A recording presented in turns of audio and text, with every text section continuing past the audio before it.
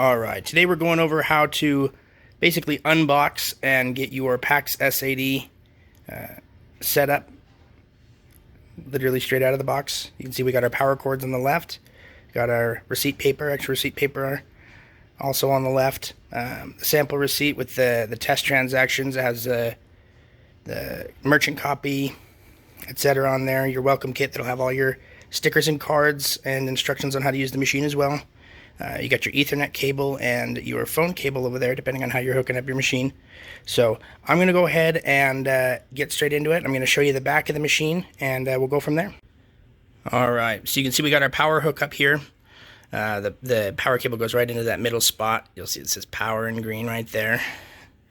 So next from there, I'm going to go ahead and put in my Ethernet cable, which is going to go in here where it says LAN, and then it should connect right to the back of your Ethernet cable, or excuse me, to your modem, your internet modem, and then the phone line where it says line, that would go obviously into your phone jack. So I'm going to go ahead and get those connected, and then show you basically where we go from there.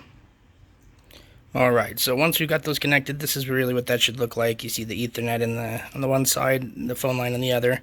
It's usually pretty beneficial if you have the internet line as your primary communication, just because the internet just runs a lot faster than the phone line will if you're running your machine over phone. It's good to have the phone as backup just in case your internet ever goes out. But other than that, it's kind of slow, so I would stick to internet as much as you can, running on IP, and then yeah, so that's what that should look like. All right, and then once you're connected and everything's connected in the back, you should hold down this little button right here. That'll turn everything on, and you wait for the app to initialize and everything like that. It'll go through its basic setup, and then you should end up here and you can start running sales. So this will be your welcome kit. It might not always look like this, but for the most part it should. So inside of here is going to be your instruction cards and stuff like that on how to run the machine. It should have basic setup and everything like that as well, in case you're not able to find this video again, or you forget. So we'll just dive right into there real quick. It'll only take a sec. Alright, so here we got our quick reference guide. It's going to walk you through everything from sales to loading paper, returns, how to batch out your machine right down there at settlements, print reports, everything like that. I'll go over a lot of this in more videos as well, if the instructions tend to confuse you, or they're not the same ones that you're looking at here. So feel free to jump onto the other videos if you like, and those should be coming soon.